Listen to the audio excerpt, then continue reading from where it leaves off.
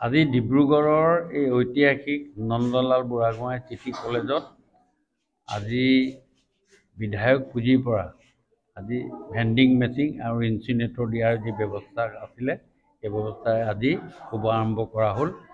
আমি ইয়াত যিখিনি কলেজ আছে গোটেইখিনি কলেজতে অলৰেডি সম্পূৰ্ণ হৈছে। প্ৰায় আঠটামান আমি অলৰেডি ভেণ্ডিং মেচিন আমাৰ দিয়াৰ ব্যৱস্থা আমি কৰিছোঁ। এইখিনি কৰাৰ পাছত মই ভাবিছোঁ যে ছাত্ৰীসকলৰ স্বাস্থ্যৰ সুৰক্ষাৰ কাৰণে এই ভেণ্ডিং মেচিনটোৱে যথেষ্টখিনি তেখেতৰ সুবিধা হ'ব বুলি মই ভাবিছোঁ। আৰু এই সুবিধাৰ জৰিয়তে আগলৈ ছাত্ৰ ছাত্ৰীসকলৰ এৱাৰনেছো হ'ব আৰু লগতে ইনচিনেটৰৰ ব্যৱস্থা আছে, ইয়াক জ্বলাই শেষ কৰি দিয়াৰো এটা ব্যৱস্থা আছে। সেই যিটো ব্যৱহাৰ কৰাৰ পাছত সেইখিনিও এটা ব্যৱস্থা আছে। সেই ব্যৱস্থাৰ কাৰণে মই ভাবিছোঁ আগন্তুক দিনত এইখিনিয়ে বহুত যথেষ্ট উপকৃত হ'ব।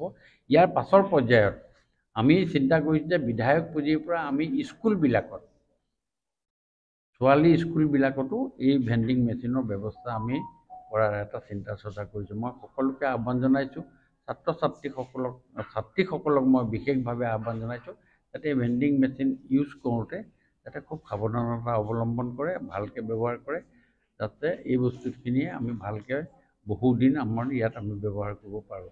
তাৰ দ্বাৰা মই সকলোকে স্কুল কৰ্তৃপক্ষকো এই জেগাকণ দি তেখেতসকলৰ এই জেগা দি দিলে ইউজ কৰিবলৈ দিলে প্ৰিভিচিয়াছত মই তেখেতসকলক মোৰ ফালৰ পৰা মই বিশেষভাৱে ধন্যবাদ জ্ঞাপন কৰিছোঁ। আপোনাৰ পদক্ষেপৰ বাবে মুখ্যমন্ত্ৰীকো অৱগত কৰিছে, মুখ্যমন্ত্ৰীয়ে কেনেধৰণৰ সহায় কৰিছে? হয়, নাই, মই মুখ্যমন্ত্ৰী মহোদয়কৈ কৈছোঁ, মুখ্যমন্ত্ৰী মহোদয়ে এই কথাটো চিন্তা কৰিছে।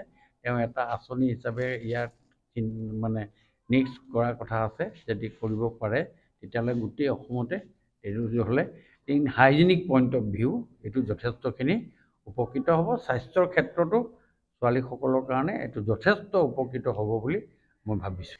যিহেতু আমি জানোৱেই যে ঋতুস্ৰাৱৰ ক্ষেত্ৰত ছাত্ৰীসকলে সেই সময়ত যথেষ্টখিনি অসুবিধাৰ সন্মুখীন হ'বলগীয়া হয়। কলেজসমূহত 2-3 দিন তেওঁলোকে আহিব নোৱাৰে কলেজত ঋতুস্ৰাৱৰ ফলত। গতিকে সেই গোটেইখিনি বস্তু বিধায়ক মহোদয়ক জনোৱা হ'ল। বিধায়ক মহোদয়ে তেখেতৰ নিজৰ প্ৰচেষ্টাত তেখেতৰ পুঁজিৰ পৰা আজি ডিব্ৰুগড়ৰ গোটেইকেইখন কলেজতে চেনিটেৰী পেড ভেণ্ডিং মেচিন লগতে ইনচিনেটৰ দিয়াৰ ব্যৱস্থা কৰিছে। আৰু বহুকেইখন গাৰ্লছ হোষ্টেলতো তেওঁ এই চেনিটেৰী পেড ভেণ্ডিং মেচিন দিয়াৰ ব্যৱস্থা কৰিছে। আৰু সেইবাবে বিধায়ক মহোদয়ক বিশেষভাৱে আমি ধন্যবাদ জ্ঞাপন কৰিছোঁ।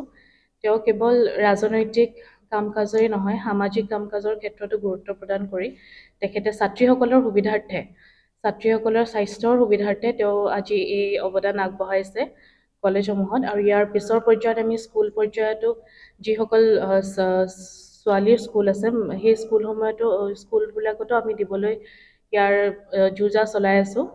গতিকে বিধায়ক মহোদয়ক এই অৱদানটিৰ বাবে বিশেষভাৱে তেখেতক ধন্যবাদ জ্ঞাপন কৰিছোঁ।